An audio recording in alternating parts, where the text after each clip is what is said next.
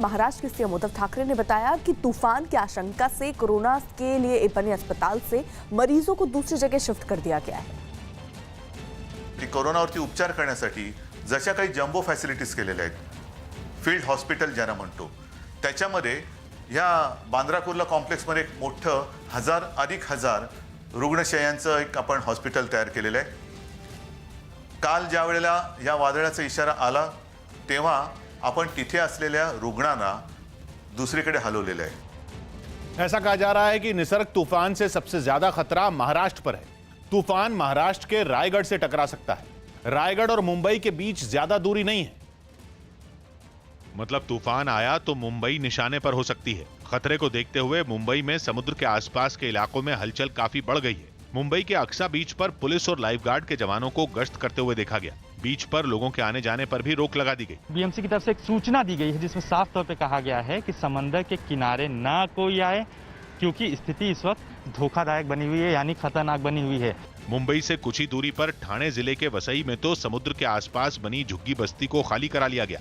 वहां एनडीआरएफ की टीम भी तैनात कर दी गई। ठाणे के पड़ोसी जिले पालघर में भी एनडीआरएफ की टीमों को तैनात कर दिया गया। जो दुकानें हैं आसपास, आप देखिए इस समुद्र के किनारे जो दुकानें वगैरह लगी थी, जो गुमटियां हैं, उन्हें बंद करने का आदेश दिया गया है। ठाणे के उत्तन इलाके में भी लोगों को सुरक्षित इलाकों में पहुंचाने का काम एनडीआरएफ और प्रशासन की तरफ से तेज कर दिया गया। तकरीबन 10,000 की आबादी वाला ये जो गांव है, वहां से लोगों को हटाया जा रहा है। साफ तौर पे एक सुरक्षित स्थान पर पहुंचाए जाने की कोशिश है। पालघर में तो प्रशासन ने ये घोषणा भी कर दी कि वहां खतरे को देखते हुए एक दिन बिजली की सप्लाई बंद रहेगी।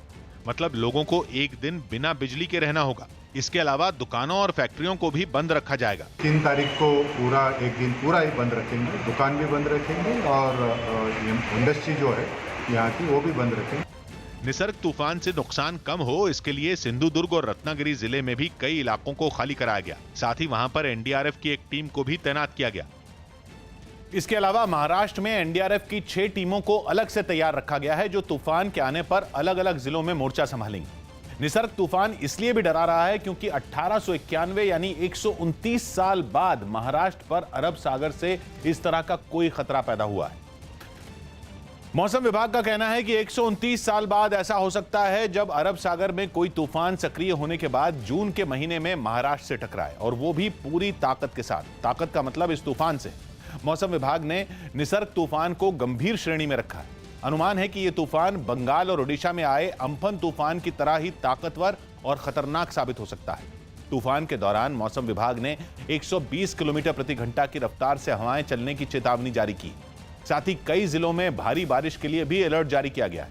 हालांकि मुंबई पर निसर्ग तूफान के खतरे ने सरकार की चिंता बढ़ा दी, क्योंकि निसर्ग तूफान के दौरान मुंबई में बड़े पैमाने पर बिजली की सप्लाई को नुकसान पहुंचने का डर है। अगर ऐसा हुआ तो बड़ा संकट खड़ा हो जाएगा, क्योंकि मुंबई कोरोना से पहले ही जूझ रही है और हजारों मरीज अस्पतालों में भर्ती हैं।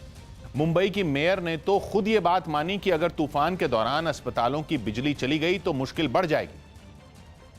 24 घंटे बचे हैं सिर्फ तूफान यहाँ पर पहुँचने के लिए, बहुत तेज़ रफ्तार से आ रहा है। ऐसे में मुंबई जो है वहाँ वो अस्पताल तैयार है, बिजली जाने की आशंका भी जताई जा रही है। लाइट नहीं जाते तो हमारी पूरी तैयारी है, और जैसे आते हैं पेशेंट या बाकी भी, तो उनके लिए हम रेडी हैं। निसर्ग तूफान के बढ़ते खतरे को देखते हुए महाराष्ट्र और गुजरात में इससे निपटने की पूरी तैयारियां कर ली गई हैं। सूरत, वलसाड़, नवसारी, मुंबई में एक दिन पहले ही लोगों को समुद्र से दूर रहने की चेतावनी दे दी गई है। निसर्ग तूफान का खतरा महाराष्ट्र की तरह गुजरात पर भी है। खतरे को देखते हुए दक्षिण गुजरात के 7 जिलों में चेतावनी जारी की गई। और जैसे महाराष्ट्र में मुंबई तूफान के निशाने पर हो सकती है, ठीक उसी तरह गुजरात में सूरत पर खतरा मंडरा रहा है। सूरत में तो पिछले 24 घंटे में रुक रुक कर बारिश भी जारी है। वहां एनडीआरएफ और प्रशासन की तरफ से कई गांवों को खाली कराते हुए भी देखा गया। सूरत की तरह वलसाड़ के उमरगाम शहर में भी सैकड़ों लोगों को समुद्र के पास वाले इलाकों से निकालकर एक स्कूल में ठहराने का इंतजाम किया गया। वलसाड़ और जो उमरगाम करके जो जगह है, वहाँ की काफ़ी गांव जो हैं वो इससे इफेक्टिव हो सकते हैं, जिसको लेके तमाम प्रकार की जो तैयारियां हैं वो भी की जा रही है। मौसम विभाग ने कहा है कि दक्षिण गुजरात के जिलों पर ही निसर्ग तूफान का खतरा सबसे ज्यादा रह सकता है। जो साउथ गुजरात है, लाइक दमन दादर नगर हवेली, वलसाड़, नवसारी, तापी, डांग, सूरत, ये सब एरिया में इम्पैक्ट है। तूफान से निपटने के लिए गुजरात के मुख्यमंत्री विजय रूपाणी ने मंत्रियों और बड़े अधिकारियों के साथ इस पर लंबी बैठक भी की। और जिन जिलों में तूफान को देखते हुए चेतावनी जारी की गई है, वहां लोगों को सुरक्षित इलाकों में पहुंचाने का काम जारी है। सरकार के मुताबिक दक्षिण गुजरात के 7 जिलों में अब तक 20,000 से ज्यादा लोगों को सुरक्षित इलाकों में पहुंचाया जा चुका है। इन 7 जिलों में सूरत, नवसारी, वलसाड, डांग, भरूच, भावनगर और अमरेली हैं। इन जिलों पर तूफान का ज्यादा खतरा है। ये सभी जिले दक्षिण गुजरात में हैं, मतलब दक्षिण गुजरात को निसर्ग तूफान से सबसे ज्यादा खतरा बताया जा रहा है। इस खतरे से निपटने के लिए गुजरात के इन जिलों में एनडीआरएफ की 11 टीमों को तैनात किया गया है। हर टीम में 30 जवान होते हैं। इस हिसाब से गुजरात के 7 जिलों में एनडीआरएफ के 300 से ज्यादा जवानों की तैनाती की गई।